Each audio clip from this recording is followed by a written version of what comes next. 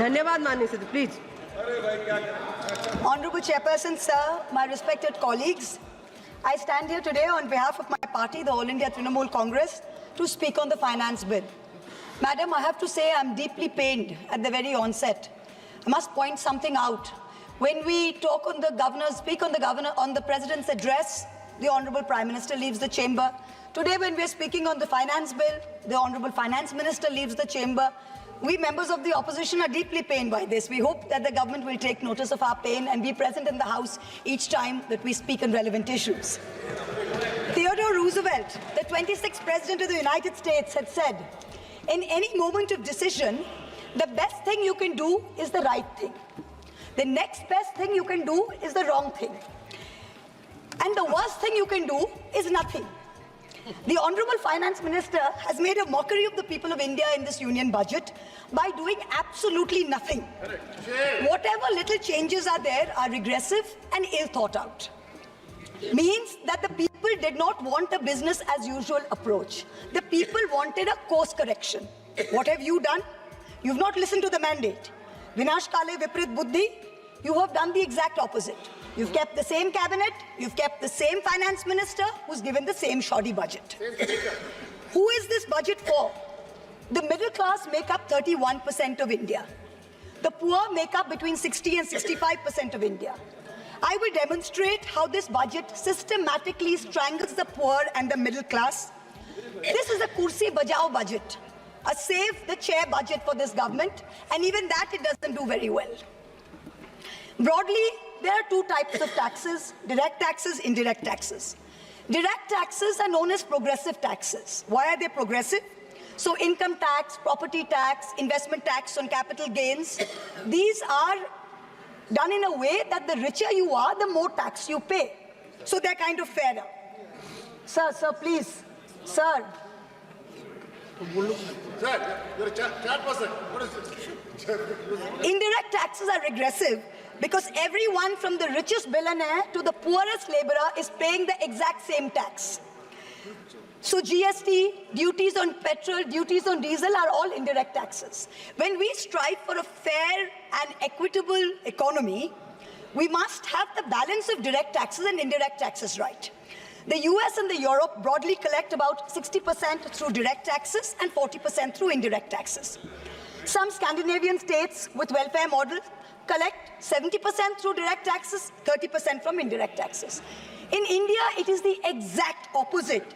65% of tax collection comes from indirect taxes, where billionaires pay the same as the poorest laborers, and only 35% comes from direct taxes. Even within the direct tax bracket, for the first time in our country's history, salaried professionals and the middle class are sharing a greater tax burden than rich corporates. The middle class is contributing 55% of direct income taxes under this government, up from 38% under the UPA. The richest corporates in India today contribute only 45% of direct taxes. Not only is the middle class being taxed, but now with this budget, the savings of the middle class have also been taxed with removal of indexation and with a rise in the short-term capital gains. Investors who've made more than 11% return, we've done the calculation, that's about the threshold rate. If you have made more than 11% returns, so if you've made higher returns, then this new tax regime with the removal of indexation has happened is good for you. Now, people like our parents, pensioners, salaried middle class, risk-averse people who invested in gold, in property, in debt mutual funds, the removal of indexation has harmed them disproportionately. So the middle class has lost out.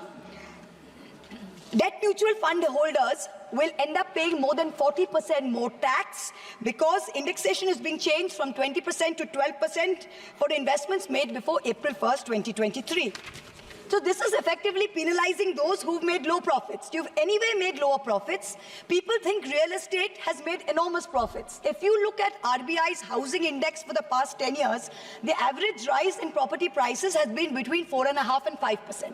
So if the middle class is invested in property, that is below 11% return, so indexation is going to harm you. The current GST regime is irrational and iniquitous. There is 18% GST levied on life insurance and medical insurance products. The Honorable MOS Finance yesterday, on Monday, told this House that the government has collected 8,263 crores as GST on health insurance for the fiscal year 23-24 alone. This is blood money. Our Honorable Chief Minister Mamata Banerjee wrote a letter to the Finance Minister, to the Centre, pointing out that this is a completely anti-people tax. What is life insurance? What is health insurance? It is people guaranteeing and spending money and protecting against life's uncertainties, against accident, against injury, against ill health, against death. What are you doing? You are imposing GST, same rate that a billionaire pays, the poorest middle class person has to pay. So people are deterred from taking out new policies. People are deterred from continuing existing insurance. This should be removed at the earliest. Now let me now move on to what affects more than 70% of Indian citizens, social sector allocations. The general trend over the past decade, in every budget in the last 10 years, of which our Honorable Finance Minister has presented 7, has been in nominal terms, you have allocated more money to the social sector. But if you account for inflation and you look at real allocations, inflation adjusted, allocations have seen reductions of over 25% in the past 10 years. I'm going to look at real allocations, that is adjusted for inflation, for some major schemes in the past 10 years. Sarva Shiksha Abhijan, minus 18%. Rashtriya Madhyamik Shiksha Abhiyan, minus 9%. ICDS, which affects every child, it's a school scheme, minus 34%. Mission Anganwadi, minus 5%. PM Poshan, minus 45%. PMGSY, those of us who have rural areas, the Pradhan Mantri Gram Sadak Yojana scheme, minus 47% reduction in real terms. The National Social Assistance Program, minus 20%. The combined expenditure on 5 social schemes, the top 5 social schemes as a percentage of GST, of GDP, has declined from a peak of 0.93%, so almost 1% of GDP in 2009-10. Do you know where it is today in 23-24? It is 0.36%. It is only a third of what it was in 9-10. The Manrega budget during COVID, when the centre was telling all the states, please give employment to the labourers, they are going back. The Manrega budget in 2021 was 0.6% of GDP. Do you know what it is today? 0.26%. No, shame. Specific budget figures for 24-25 are shameful. Specific figures, let's look at the specific figures. The allocation for Samarth, which is maternity entitlement and the creche scheme, has been reduced by 70 crores compared to budget estimates of last year. The budget for the National Social Assistance Program, for again those of us with rural areas, you know how important this is. This is what gives social security pensions to the elderly, to single women, to disabled. This is unchanged from last year at 9,652 crores. 9,600 crores, same as last year, no adjustment for inflation.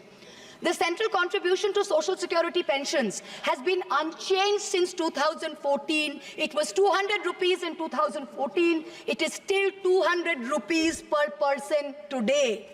The price of the cutlets in the parliamentary canteen in the last 10 years have been adjusted for inflation with the government's approval. The price of the cutlets in the parliamentary canteen have more than doubled. But when it comes to giving social security for the poorest of the poor, it is still 200 rupees in the last 10 years, no change. This budget's allocation, there is no room for higher salaries for Anganwadi workers. Their salaries have been unchanged since 2018. No room for higher honorarium for midday meal cooks. You have to understand a lot of the women in villages depend on only Anganwadi sectors and midday meal sectors for any source of employment. There has been no higher allocation for supplementary nutrition given to children. The National Food Security Act, the NAFSA, mandates coverage of 67% of the population through PDS. The Prime Minister has very proudly proclaimed that this is a food surplus country. Fine. Then why have we not increased the population covered under rations? Since 2011, you have not had a census. Since you have not had a census, you have not increased the number of people being covered under rations. Also, one very important question. Why is the central government blatantly defying the directions of the Supreme Court? We went to the Supreme Court on the migrant workers case. The Supreme Court gave an order, a direct order to the central government, that the central government is to give rations to 8 crore migrant workers of the unorganized sector who have been left out of the food security net. The last hearing was on 16 July 2024. Court again said that you have to please give money to the states which have issued additional cards, ration cards. But there's no room in the budget for this. There is no allocation. In this rush to protect its own chair, the government is making a very dangerous mistake, which is it's not giving enough to protect our borders. Military experts have repeatedly warned us that India's military capability has to be modernized because we are fighting on two fronts. One is against China, we need a dissuasive deterrent. Against Pakistan, we need an offensive deterrent. The budgetary allocation for defense in this budget is 6.22 lakh crores. This is a marginal decrease of 2,000 crores compared to revised budget estimates. We have reduced it by 2,000 crores. This year's allocation, the budget defense allocation, is 1.9% of GDP. This is the lowest since 1960, the lowest. Shame. Despite many economic constraints, past governments had always given close to 3% of GDP, which is the universal norm for defense. Over the last decade, ever since this government's been in power, it's been hovering around 2%. We have been unable as a government to compel China to restore status quo ante-April 2020 on the line of actual control. We have been unable to deter Pakistan. In the last 2 months alone, over 50 security personnel and about 10 civilian pilgrims have been killed in Jammu. Capital expenditure on military equipment, 1.7 lakh crores. On paper, this shows that it's almost a 10% increase. What we haven't taken into consideration is this increase was largely due to Russia's inability to supply contracted weapons to us because of the Ukraine war. If we take into account inflation and we take into account the rising dollar rate, we're almost flat. The gap between projections made by the armed forces and between actual allocation is 17 to 23%. That's the gap. कुर्सी बचाने में आप मस्त थे, देश को भी देखिए. We need close to 3%, 2.5 to 3% of GDP to defense. This is something that the country needs to look at. The Honorable Finance Minister started off her speech by talking about the focus on Annadata or farmers and how much this government has done for farmers. The Economic Survey of 24 says 42.3% of Indians depend on agriculture. That's 600 million people, that's 60 crore people.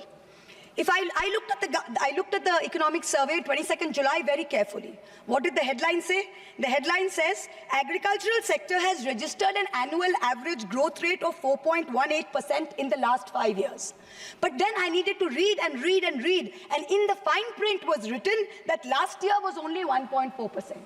So 4.18 over last 5 years is anyway, when you compare it to inflation, is nothing. But when you compare last year's growth of only 1.4%, what is it saying for 60 crore of our people who depend on farming? Productivity and resilience in agriculture was one of the first themes, priority number 1, according to the Finance Minister's budget. She had made 9 priorities. This was priority 1. But the provision for agriculture and allied sectors is only 1,52,000 crores. Whereas the provision for one bullet train from Ahmedabad to Mumbai is 1,08,000 crores. Please look at the comparisons, everybody. Priority 2, Finance Minister said, is employment and skilling. This government has got the worst track record of creating jobs. India has more jobs in the informal sector, not in the formal sector. The budget is talking of an internship program with the top 500 companies. This is a joke. The top 500 companies employ 70 lakh people in total. That is 1% of the total workforce. Our workforce is about 57 crores. You are expecting companies which have a total which employ 70 lakh people to give employment to 1 crore interns. Please let us know how this is going to happen. I'm really curious. The real problem is somewhere else. The real problem is that 10.3 crore youth have basically become so dejected, they have given up looking for jobs. The Finance Minister, she mentions skilling loans, she mentions education loans. Skilling loans are for 25,000 people, education loans are for 1 lakh people. The country has 140 crore people. Now, what are we doing? Priority 3, according to the Finance Minister, inclusive human resource development and social justice. In this section, the budget says, first on Bihar, we will support expressways. What you're not saying is that you will make expressways which will charge very high tolls. So you are recovering the money, you're not doing anyone a favor. You're charging backbreaking tolls. You might give another bridge which might collapse. Yes. You will set up another power plant, which like Jharkhand may also be outsourced to a favorite businessman. He can be given a nice juicy PPA and sell more imported coal. Secondly, on Andhra, there are no grants but only loans, that too from multilateral agencies. So basically dollar loans will be given to Andhra Pradesh, which future generations will have to pay back with interest. There was also another sweeping statement. Grants for backward regions of Rayalaseema, Prakasam and North Coastal Andhra, as stated in the Act, will be provided. I looked in the entire demand for grants with a tooth comb, with a microscope, and I looked at the expenditure budget. Nothing was provided anywhere. I don't see the intelligent people of Andhra being fooled by this. Priority 4, manufacturing and services. The finance minister has devoted an entire section on how MSMEs are a priority. I believe her. Yes, it should be a priority. But I'm very confused. Most medium and small enterprises are either proprietorships or partnerships. Madam, can you please explain why these proprietorships and partnerships are taxed at higher rates than companies? This makes no sense. Is the A-team the only businesses who are sending truckloads and tempo loads? MSMEs are not sending. Is that the problem? And also the government needs to get rid of the bizarre 29A of the Insolvency and Bankruptcy Code, because it is killing companies that are in trouble. It does not allow promoters to propose a resolution plan. As long as we have this code, promoters cannot propose a resolution plan. We need to get rid of this. Priority 5 in the finance minister's speech, urban development. The Prime Minister had said every citizen will get a house by 2022. We are now in 2024 and we are still making allocation for 3 crore more houses. Yes. Can you please tell us how many more houses we need and when it's going to be done? Let's get this over with. 2047. Priority 6, energy security. The less I speak about this, the better it is. Energy security is security for best friends. It's created by allowing best friends to import low-grade quality coal, mark it up as high-grade quality coal, and sell it to state development corporations at the cost of the country's environment, at the cost of the health of our citizens. Priority 7, the finance minister said, was infrastructure. She announced in a true style of Shagun that she's gifting the nation 1,11,111 crores. 111,111. This is flat on last year. Sadly, most of this will go towards crony capitalists. You'll make roads that have potholes, you'll have airports that leak, you will have bridges that fall out, and the taxpayer will pay for this. The budget speaks of private sector participation. But remember one thing, they bid out 6 airports to one company for a fee to be paid by the government. Then they created a policy that allows the regulator to keep increasing the user development fee. So actually, it's the flying public of India that are paying for this. Priority 8. Innovation, research and development. Grand words, these are just grand words. The finance minister seems to have forgotten that most entrepreneurs register their product and software IPs in foreign countries like the US, since IP registration system for patents is a complete failure in our country. Unless you fix patent registration, this is not going to happen. The last priority she talks about is next generation reforms. This is also another Jamla. She says, I propose to earmark a significant part of a 50-year interest-free loan for competitive federalism. So this is double speak. We'll keep this money in our pocket, see through our Jumla and they make a big fuss. We'll have some additional funds to keep them happy and to keep the government going. Finally, I have to mention one interesting fact, and I hope that the Treasury benches will have the patience to hear me out. Please. I wholly agree with the Finance Minister on one thing. The budgets for the CBI and the ED have been reduced this year, and I was wondering why. Is it because the voters didn't like the fact that you were using the CBI and the ED to go after the opposition and file fake affidavits? Or is it because you have outsourced the CBI and the ED completely to a businessman in Ahmedabad who's controlling the whole thing? Why have you reduced it? Number one, the former Maharashtra Home Minister highlighted how BJP leaders and agencies have threatened him to filing a fake affidavit. In the case of Sandesh Kali in West Bengal, the women have confirmed on video that BJP leaders forced them to file fake statements. Similarly, I'm told in my matter, was 16, 2023, got my friend to his office in Ahmedabad and threatened him with dire consequences to file a fake affidavit. filed the fake affidavit and forced him to sign it. Even today, every mid-level official calls mid-level officials in the CBI and says 161 statement change karaiye, आपका sir को बुलाइए, madam के against में statement दीजिए. I am telling the CBI via you, madam, please take a 164 statement once and for all. Don't keep calling back people to change 161 statements to implicate me. It's going to get you nowhere. Let us reduce the CBI and the ED budget to zero. Let us, Mr. Adani, pay the full 1,500 crores. Let us outsource it completely to him. End of story. In short, this Kursi Bajao budget is a desperate attempt by the government to stick its head in the sand and act like that the mandate of 2024 never happened. But the coming days are going to prove the instability of this government and the inefficacy of its economic policy. We wait for that day. Thank you very much, madam. Thank you. माननीय सदस्य member has made specific allegation against the government and a particular business house, and she has been tortured like anything. The matter may be referred to the privilege committee. Suo privilege committee has to take action on this. Because very serious allegation.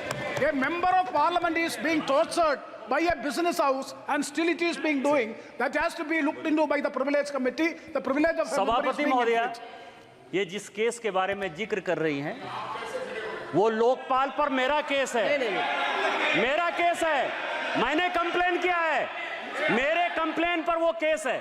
वो मामला सब जुडिस है, उसको CBI और ED investigate कर रही है, और इसीलिए इस सदन में नो क्या, ये मेरा केस है लोकपाल पर, मैंने जो है कंप्लेन किया हुआ है, और ये केस मेरे ऊपर है, इसीलिए मैं यहाँ बैठा हुआ हूँ। ये कुछ भी हो रहा है तो दरअसल हीरानंदानी को यदि हिम्मत है, जिसके बारे में ये बात कर रही है, उसको हिंदुस्तान में आके सीबीआई उसको बुला रही है, वो आ क्यों नहीं रहा है? माननीय सदस्य Shri Arun Nehru ji. When I was not provided the mic. When I was on my legs, I was not provided the mic.